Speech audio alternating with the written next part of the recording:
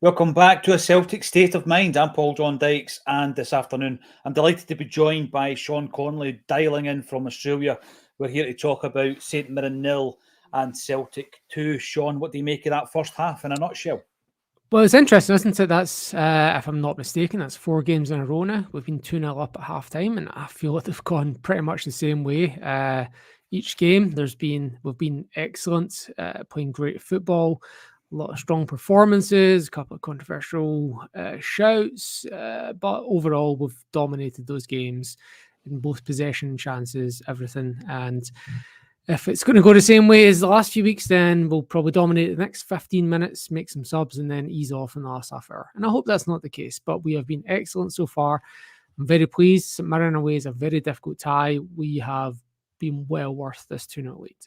Yeah, I'd agree with that. I think it's been very impressive. And obviously the conditions there, it's hosing it down, as we would say, hosing it down. Got a couple of goals to talk about, and then I will put all the emphasis around VAR checks and refereeing decisions onto Sean, because he knows a lot more about the rules of football than I do. But we'll start off with McGregor. Stevie Clarke has attended 2 Celtic games this season, and he saw his former player scoring 2 exceptional goals. And, you know, it's been set up by Jamesy Forrest, Sean. I'm going to throw this out there. Sometimes in adversity, let's say, or if the boat has been rocked or there's uncertainty about a player's future, I think it's so important for guys like McGregor and Forrest to be in the building, because that's what they do.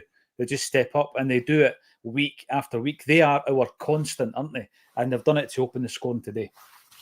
Yeah, and it's time Bernardo's turn to step up, I guess. Obviously, with Riley on a plane down to Brighton, we have to pick up the slack somewhere. And those were 2 excellent finishes, 2 low percentage chances. If you're looking at those on XG stats, they're probably very low, 0.1, I would guess, that sort of range.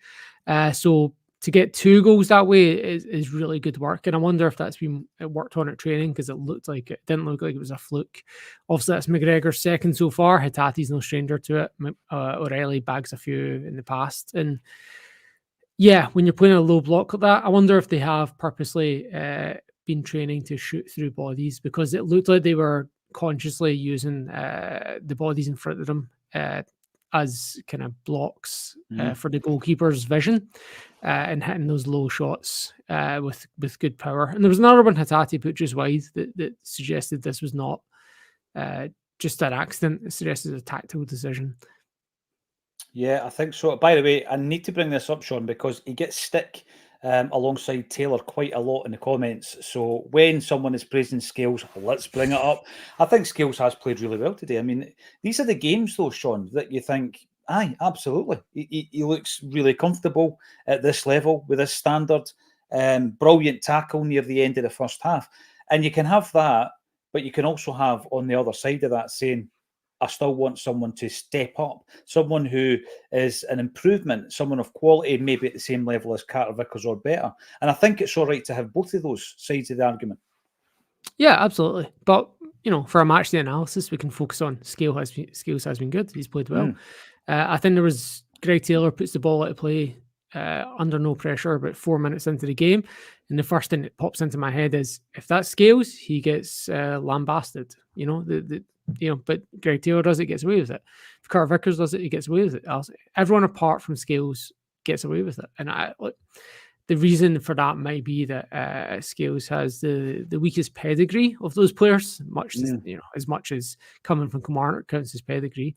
But you know, I think, look, I mean, they're all international players. I think it's really harsh sometimes, the treatment that Scales get.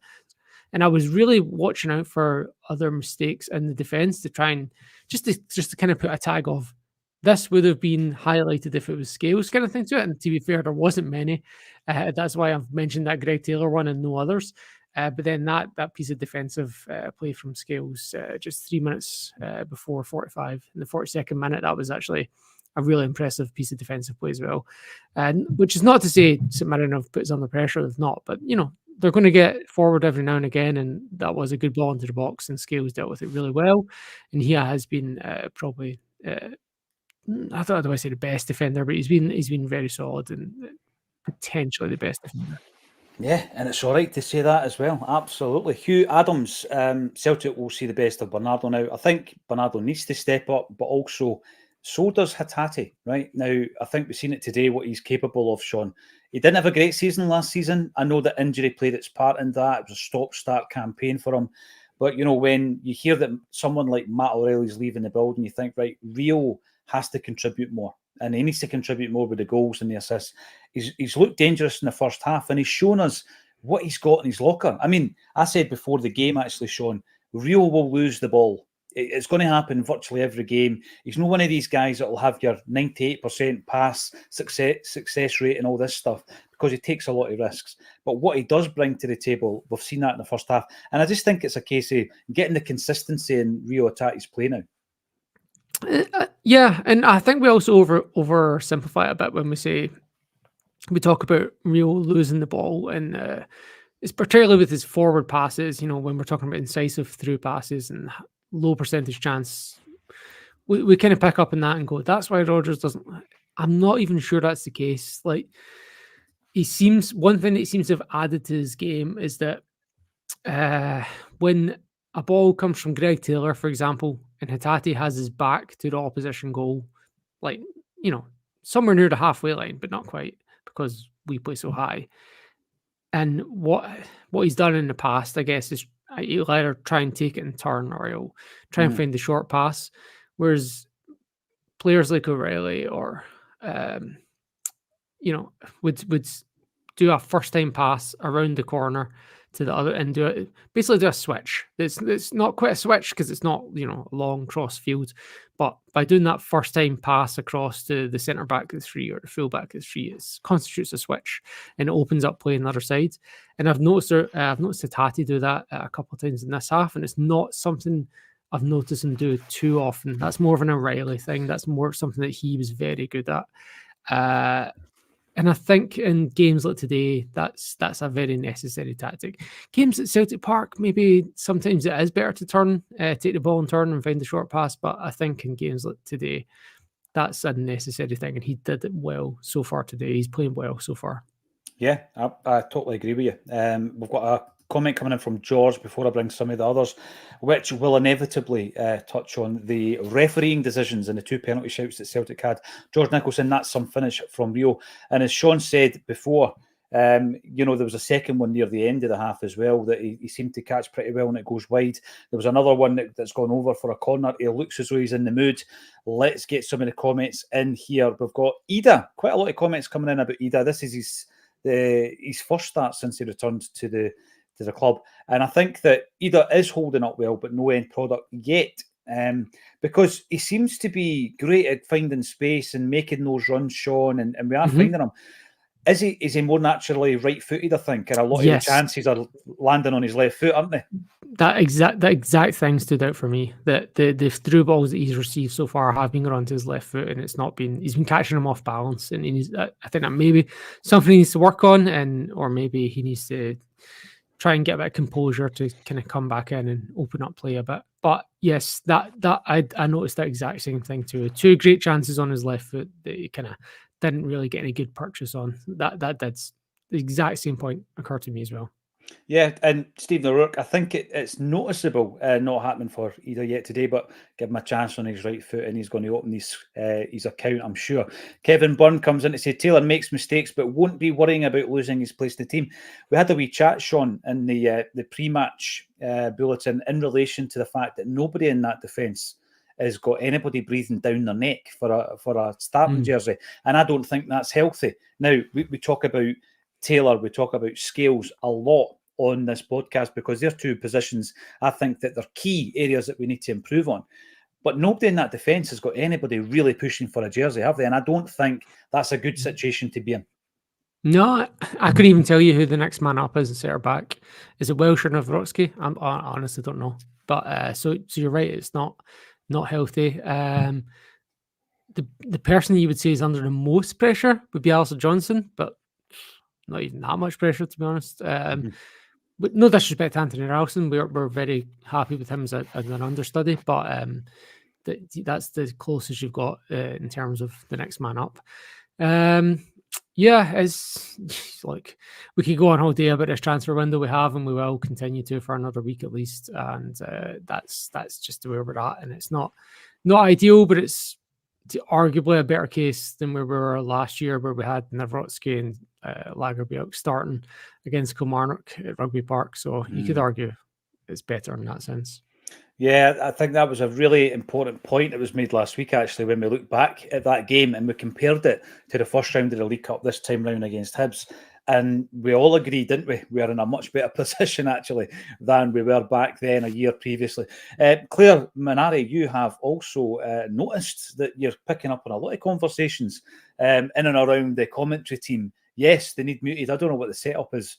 And St Mirren, they're probably on a wee bit of scaffolding with no cover, Clear, and you can hear everything that's going on in the crowd, and not a lot of it is very positive towards Celtic, let's just say. But talking about being positive, was Dyson's a penalty, says Stevie Boy. 1888 CFC denied 2 penalties, and Raffaello says, what do you need to do to give away a penalty now? Total overcorrection from the officials. Right, let's start with the first one then, because I do think we had two shouts for penalties.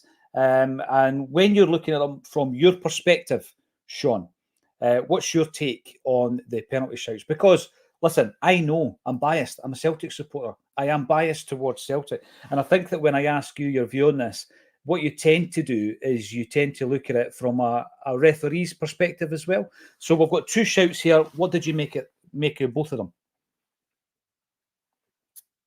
Sorry, you're muted, mate. That's what we should have done with the St Mirren fans. We should have muted them. That's what we should have done. Are you back? Is that good? Go. You're back, my man. Taking VAR out of the equation, I'm going to say the first one, no. Second one, yes. Now, the question is of the standard of use of VAR. And it comes back to what we saw in the first 2 Celtic games of the season, which is VAR is going to take less of an intervention in this season, the clear and obvious. Something that I criticised so many times last season was that is not clear and obvious. It should not be an interference, and they seem to be doing it a lot.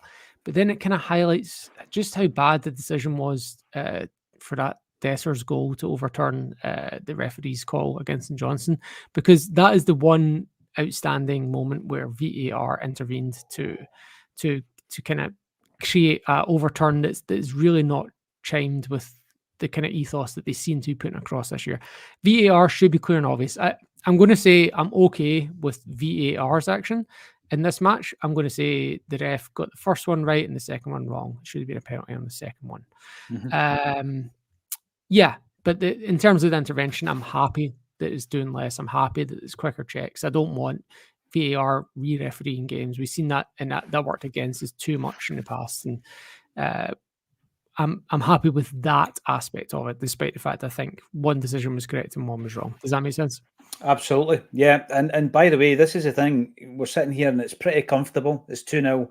And you're looking at both of them thinking, well, we could be on easy street. And it's going to be a discussion point throughout the season, I'm afraid. I just hope we're not having that chat, Sean, at halftime next week, when we're sitting at nothing each or even worse, because that is when the frustrations really ramp up in the comments and on this show as well. Now, Michael McDonald, I remember Acsom had a fan called Ewan Boy Martin, who is on the comment section today as a guest a while back. Nice guy. When did he change his name to Rooney and sign for St Mirren? So you think there's a doppelganger there, Michael.